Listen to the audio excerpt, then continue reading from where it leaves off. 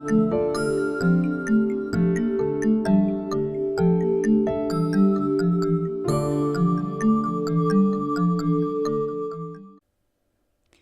everyone and welcome to another Bitcoin crypto analysis video. Today we will talk about Endor Protocol, what it is, what's it trying to solve, what problem is it trying to solve, and how can it help society as a whole.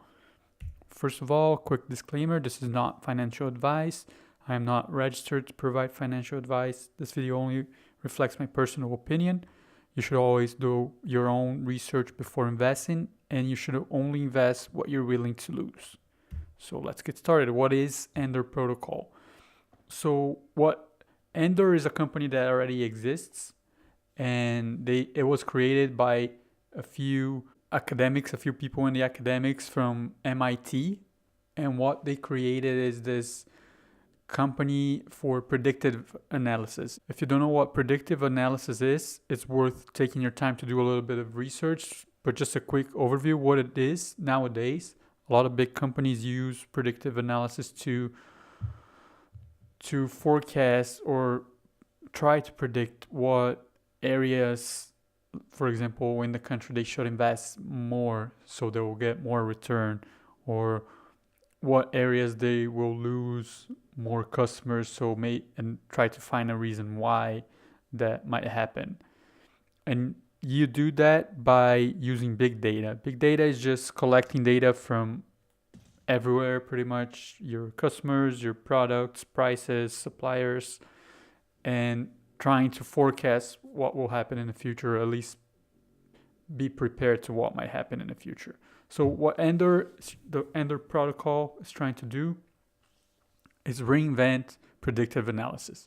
They're trying to do that by making predictive analysis available to everyone, so available to the masses, and they do that using social physics. It's a new area, but it's an area that talks about predicting human behavior by analyzing data, so big data. So you gather all this data, and with all these numbers you have, you can predict what humans will do. You can predict the human behavior. So what is the actual problem they're trying to solve? So nowadays only big companies with a lot of money can invest in predictive analysis. Professionals, teams, or consulting companies that do this kind of projects. And this is a big problem because predictive analysis can give your business a lot of leverage. So if you have a lot of data, it can really, really help your company grow and invest in the right areas with the right customers. But if only the big companies are able to do it, this is creating a gap of the big companies and all the other companies, because then only the big companies are able to do it and grow even more.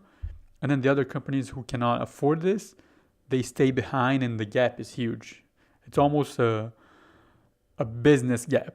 It's a social gap for businesses. So you have companies like Google, Facebook investing a lot in these areas, and then other companies maybe trying to grow that don't have money to invest in this area. They cannot grow because Google and Facebook are already predicting certain things and maybe even driving out other businesses. Another problem that they talk about in their white paper is that there is a shortage of professionals in this field, in the sense that a lot of questions asked. So if a company hires someone, or they have their own team and they want to predict, okay, what will happen in the future if we open 10 more businesses in the Northeast of the United States, or in a different area in another country, then this team will put together data and make predictions based on it.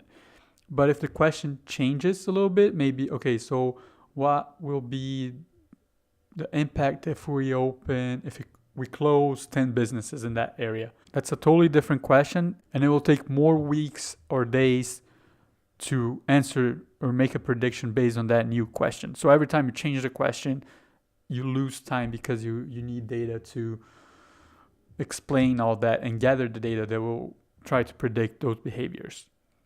And then the more complex the question is, the more creative the person ahead in the team has to be to find ways to predict that or find correlations, find relationships in the data. So only very trained professionals, academics, PhDs are usually hired for these positions, and there are not a lot of them in the market right now.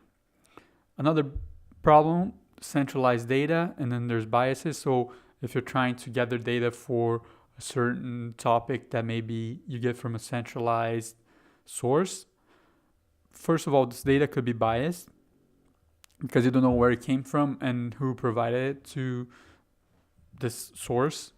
And because it is centralized, they are most often than not extremely expensive. So this, again, is just more costs and more concerns to everyone using this data.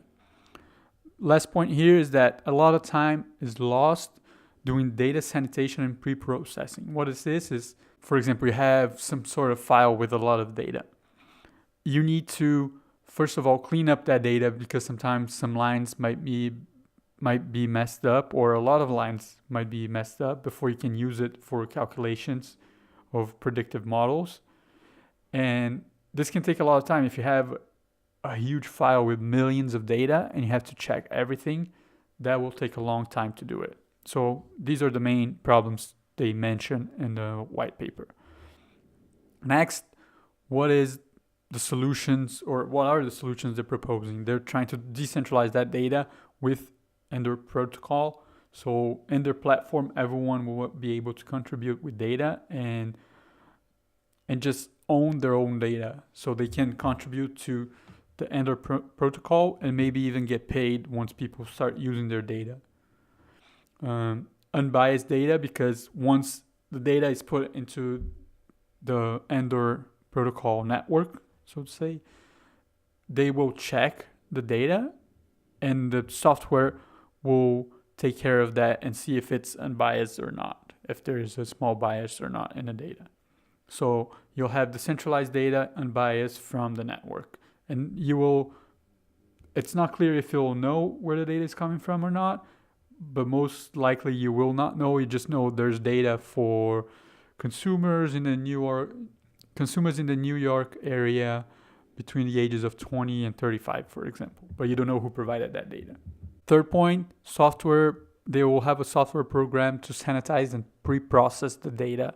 And this is really good because then every data that is accepted into the Endor network, Endor.coin network. A few use cases they mentioned in the paper, their white paper. This was the most interesting one and with a cool picture that's easier to understand. So it's a Coca-Cola predictive analysis project.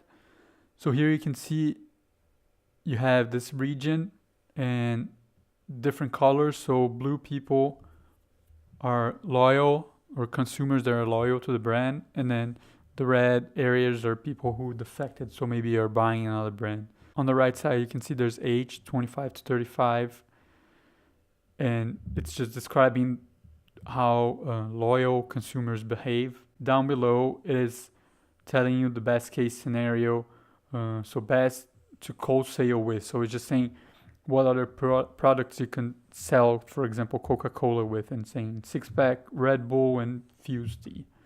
So this is the type of thing that the Endor Protocol will give you as an answer, and it'll help your company just grow. So I hope you all liked this video. Let me know in the comments below if you like Endor, if you had heard of it before. If not, what you find interesting or what you think is maybe a risk in this project. And leave a like, leave a comment, subscribe, and I'll see you in the next one.